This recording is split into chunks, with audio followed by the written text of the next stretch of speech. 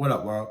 Welcome to episode 102 of the Blunt Talk Sports Podcast. I'm your host, Anthony Wright, coming to you from the beautiful and comfortable confines of Atlantic City, New Jersey. Wherever you may be watching or listening, I thank you as always. Like, share, subscribe. It helps the channel. You can check out the Blunt Talk Sports Podcast on Apple Podcasts, Spotify, Substack, Patreon, Trovo, and as well as on Podbean.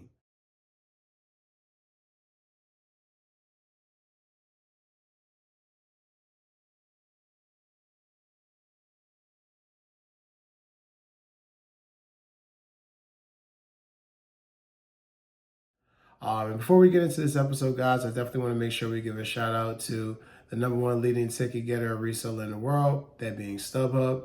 If you're looking for the best tickets to live events, shows, and concerts, definitely don't forget to check out StubHub.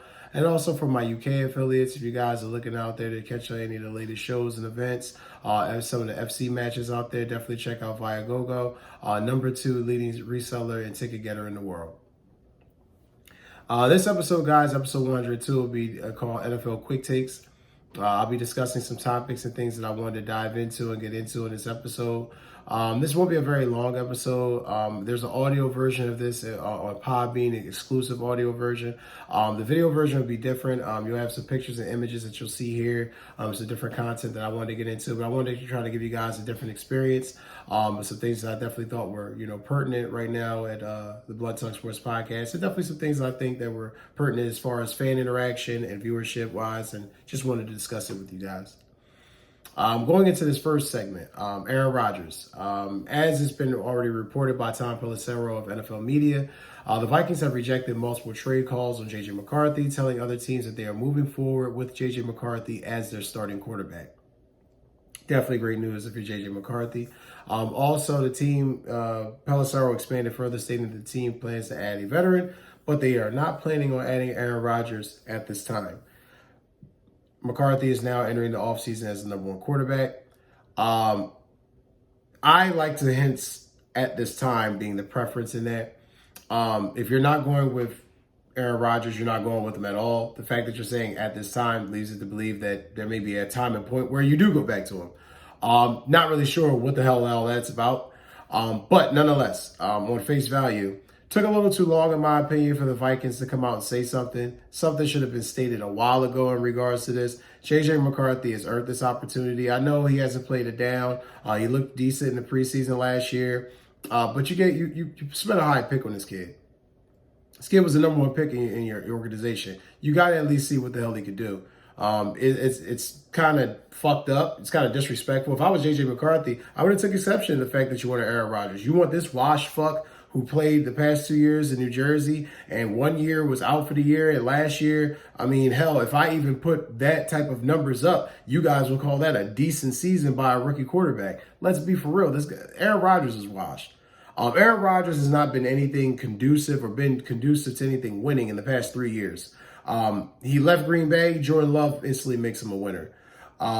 He goes to the Jets. Zach Wilson has a better record than Aaron Rodgers. Who the fuck would have thought that? So that being said, Aaron Rodgers going to your team is not necessarily indicative of winning. Yes, I get it. Him going to the Vikings and the roster and how things are stacked and how, the positions ran and what he can do and his special talents. But if I'm Kevin O'Connell too, I don't want this motherfucker coming in here thinking he's going to run things and dictate to me how he's going to run the offense and how things are going to go. I've seen how your offense worked in New York. It looks like shit. I saw the last few years in Green Bay. It didn't look great. Yeah, you won some MVPs prior to that, but it didn't look good. Didn't look good at the end. So definitely love the Vikings decision here. Go with the young guy. You got him on your early young contract. You got it where now you could at least front load the team, put some veterans there, get some guys in there to really make this team competitive and really a contender in the NFC and really threaten potentially to win the conference and compete in the 4 Super Bowls. So love the move for the Vikings. Definitely a move they needed to do. This next topic I definitely wanted to dive into. This is something I was waiting for after the first initial waves of free agency. Now that free agency has kind of settled a bit, it's what I call Temu shopping season. Now we're in a stage where, we can review a lot of these moves that's been made and ultimately determine if they were good or not, or in my opinion, were they good or not. And you guys always, like I said, comment and then definitely let me know your opinion on this. But top 5 best free agent landing positions I feel so far this offseason. Number 1, I feel, is Davante Adams. First of all, Davante Adams going to the Los Angeles Rams was one of the low-key, in my opinion, one of the low-key best moves of the offseason. You got a guy who played last year in 2 different cities, still had a 1,000-yard season. We all know he wanted the hell out of Las Vegas. Numbers were mediocre at best. Gets to the Jets. And just keep this in mind. In Las Vegas, he had 18 catches, 209 yards, 1 touchdown. He gets to the Jets, gets with Rodgers, 67 catches, was it 854 yards, and he had 7 touchdowns. So clearly with those numbers combined, you get a 1,000-yard season. I think it was like 1,038, roughly over 1,000, but nonetheless, got to take credit. And him being lined up with Puka Nacua in Los Angeles, I definitely feel that makes the Rams a formidable threat as far as moving the ball. Now, Davante Adams is not the burner or the separator that he once was, so I don't think that it's necessarily just going to be indicative of him getting wide open catches all the time, but Puka Nacua will definitely command attention. I think that they make an adjustment in the running game, especially improving upon getting somebody outside of Kyron Williams. I definitely think that it's going to help their passing attack and make them even more lethal in the NFC. I mean, keep in mind, guys, they kept my Bird gang, on the ropes up until the late in that fourth quarter in that playoff game, and then the game was pretty much decided at that point. But you got to give the Rams credit. They have not laid on their hands or sat on their thumbs since the end of the playoffs. Number 2 would be DK Metcalf. I like DK Metcalf going to the Pittsburgh Steelers. Everything about the move makes sense.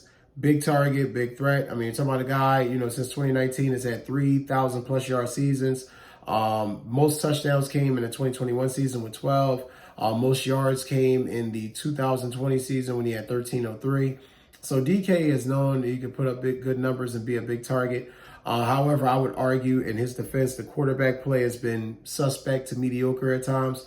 And also, he's also disappeared, in fairness, being, contrarian. He has disappeared at times in certain games and plays where it's kind of perplexing and makes you wonder, like, where the fuck is he and why are things playing out and shaping out the way they are? But the biggest problem that I have with this whole move is, who the fuck is the Steelers quarterback? You just got rid of Russell Wilson and Justin Fields. You tried to play haggle with Justin Fields by dangling the carrot of potentially bringing Russell Wilson back. You didn't bring Russell Wilson back. I don't think you really had ever any intent of bringing Russell Wilson back after the way the season ended. You brought back Mason Rudolph, which to me, low-key signs off as an indicative move of near not bringing back Russell Wilson. So the question is, who's going to be the quarterback? Could it be Aaron Rodgers, especially with everything, the way it just shaped out with the Vikings? Strong chance. We'll see. It's probably the likely move, but we'll see. I wouldn't be shocked if you see Russell come back if the Steelers are desperate, but who the quarterback will be at Pittsburgh is also going to be a key in that situation. Number 3 would be Cooper Kupp. Cooper Kupp, to me, the reason why this was the 3rd one on the list, Cooper Kupp has definitely lost the speed and the agility that he once had. Still a hell of a route runner, a tactician, a surgeon, in my personal opinion, at the wide receiver position, a surgeon at running routes. A guy that can still create. I mean, we're still talking about a guy who had 67 catches, 710 yards and 6 touchdowns last year, and he was the number 2 to Puka Nacua. Now, again, I reiterate, the Rams did not let him go for no reason. He could not separate the way that he once did. However, he is still a threat. He's still a guy that you have to sit out there and consider and respect. And I feel like with Jackson Smith and Jigba in Seattle, and with the quartet of running backs, having a quartet of skill position guys that they have there, Charbonnet, Kenneth Walker, like I said, having Smith and Jigba, having Cooper Kupp, that's a nice offense that you could definitely use. You could definitely move the ball and score touchdowns with that. I definitely think in the draft who they add will be key. But I definitely think Cooper Kupp, especially being in Seattle, staying in Washington and then playing against the Rams, playing against a team he felt like that disrespected him. I definitely think this is going to be a huge year for him. And I definitely expect somewhere between 600 to about 900 yards receiving from him. Number 4 would be Christian Kirk. Christian Kirk, give him a bit of a pass because this guy got injured last year. However, I definitely think that the role that he's going to fill in Houston, the Stephon Diggs role that they were hoping that he had filled this past year that he really didn't live up to due to injury. I think they kind of feel like Christian Kirk is going to do that. If Christian Kirk is healthy, this will be a great move for Houston. This guy's a burner. He definitely can play special teams, but he definitely can get open and make the splash play that sometimes I felt like this Houston offense is needed. They haven't really had a guy that can really help take the top off the defense outside of Nico. Oh my God, I'm forgetting his name right now. Wide receiver Nico Collins. Outside of Nico Collins, and obviously. The other wide receiver they just had that suffered that horrific injury in Kansas City. I'm drawing a blank. Tank Dell. In a situation where right now, they needed a burner. So I definitely like what they did. Definitely respected what the Texans did in this move. It was a division trade, so it was kind of shocking that the Jaguars would do it. But ultimately, that kind of tells you what the Jaguars think about Christian Kirk. And I just feel like right now, it's a high reward, low risk buy for the, Texans at this point. So I like the move. And last but not least would be DeAndre Hopkins,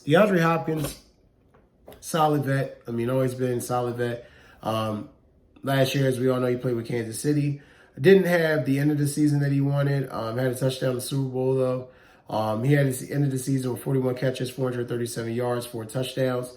Still averaging around 10 yards per reception, which is technically the lowest at this point in his career ever. So definitely on the other side of 30.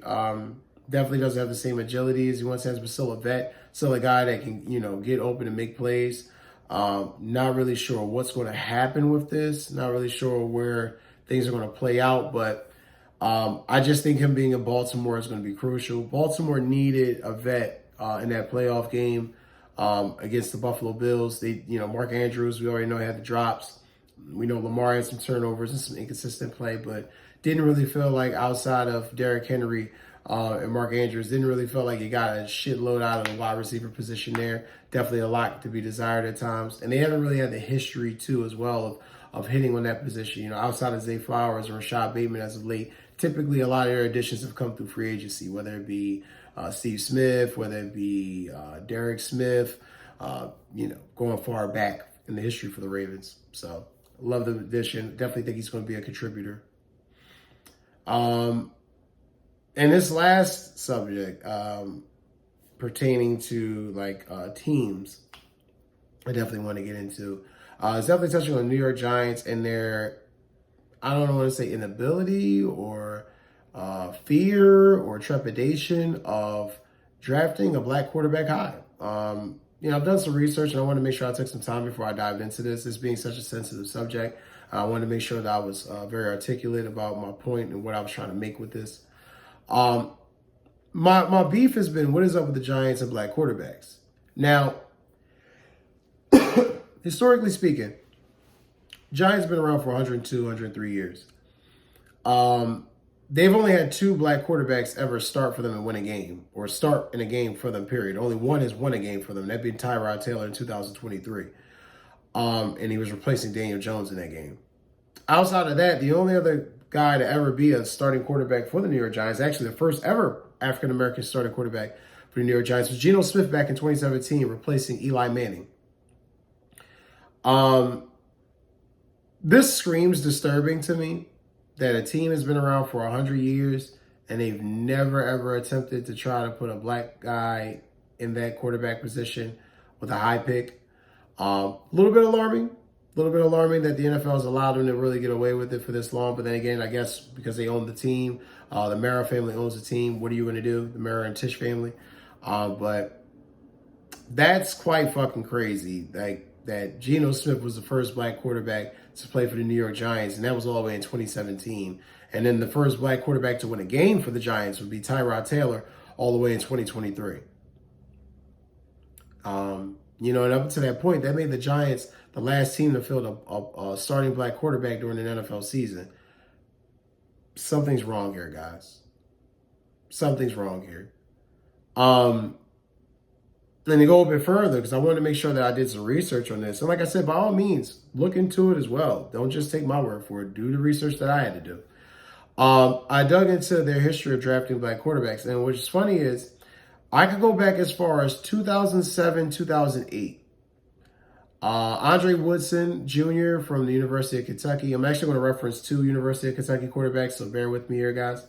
Andre Woodson Jr. Played from 2004 to 2007. Okay stats. He had 9,360 passing yards as a college quarterback, 79 touchdowns, 25 interceptions. Not bad at all.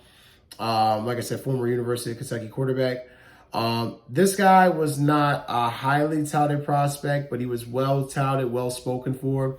A lot of people thought he was definitely going to be a solid mid-round pick.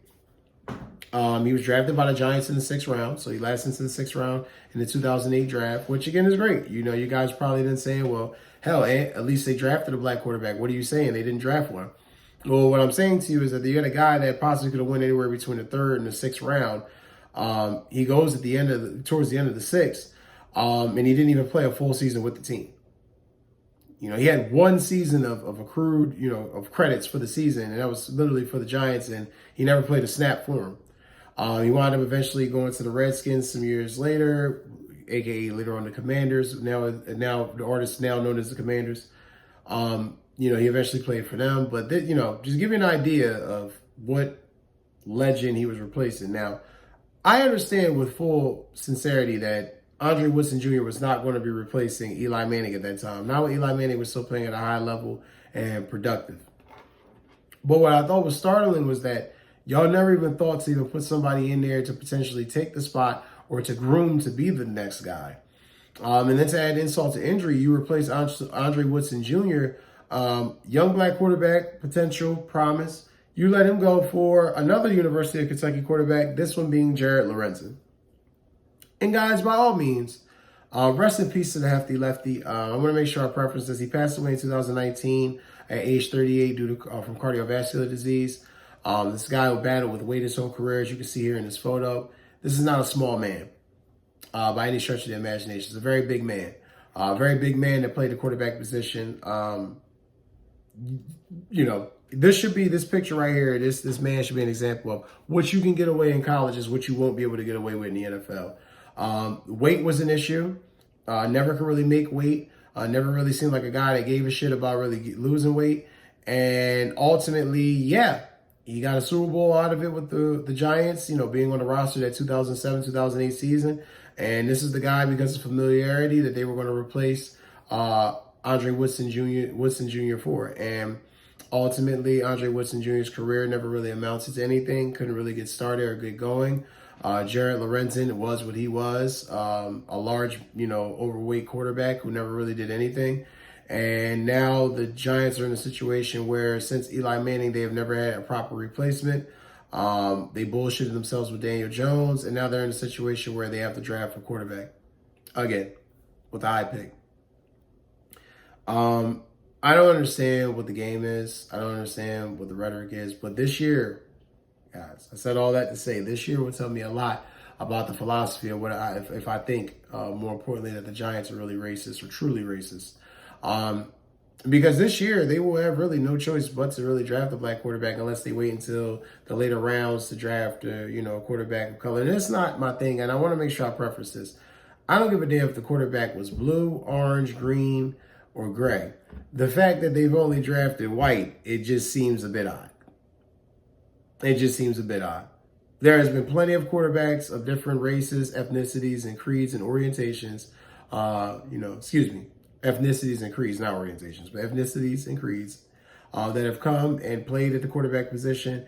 And it just seems like to me they have a very statuesque build and makeup of who they want playing quarterback, regardless of the times or the situation that they're in. And I just feel like they've made a lot of mistakes, but now they won't be able to get away with that because I do think this year they will have to draft a black quarterback. I do think Shedeur Sanders will fall into their lap. The way the board is looking currently right now is it's set. But again, everything's fluid. Draft is not for another month. So we'll see how things play out then. But I definitely feel like Shedeur Sanders is lined up to be a New York Giant. He looks like he's going to fall right into their lap. If they do not select him, this will say a lot about their organization, but most importantly, it will say a lot about their philosophy. And if you're a New York Giants fan, or as a black man that's a fan of the New York Giants, if that is what you are out there, you definitely need to consider some things where if after this draft, you still don't see a young black face possibly prominently being in a position to be a quarterback for this franchise. Because I can tell you, it seems weird. 103 years is a long time to not see a black or brown face as the head of an organization when we've seen it in Texas. We've seen it with the Cowboys. We've seen it with the Chiefs. We've seen it with the Eagles. We've seen it with the Steelers. We've seen it with the Dolphins. We've seen it with the Raiders. We've seen it with so many different franchises, but yet the Giants have seemed to have been able to evade this thing where it's just been like the worst kept secret out there. I don't know, but it definitely needs to stop. And I definitely think it will stop after this draft. All right, last but not least, as a diehard Eagles fan, I definitely want to make sure I give a shout out to an Eagles legend at the end of this episode. Brandon Graham, who arguably is one of the greatest defensive Eagles in NFL history as far as tenure and things that he's done. I mean, Brandon Graham, obviously, especially after this most recent Super Bowl, you're talking about a two-time Super Bowl champion, made the Pro Bowl in 2020, was a second-team All-Pro selection, and also played the most games in franchise history. I love BJ. I don't want to make this long-winded or any emotional spiel. It's not that. I definitely just want to say, as a fan of the Philadelphia Eagles, a guy who has watched you your whole career, when I thought that we should have drafted Earl Thomas, you being completely honest, and not even have drafted you. Thank God I was wrong. And thank God that Howie and these guys took a chance on you. You've been one of the best defensive players in Eagles history. You personify what it means to be an Eagle. You personify the aggression of the Eagles fans when you speak. And we love you, BJ. And we love everything that you did for us. And thank you for those 2 Super Bowls. Thank you for your leadership. Thank you for your guidance. And ultimately, continue to be you. And I hope you wind up latching on with the organization in some way, shape, or form, because your energy, your presence, that leadership, it cannot be understated. So definitely want to make sure I took time out to say that. At 15 years, Brandon Graham's retired, and been a great career. Definitely been a hell of a career.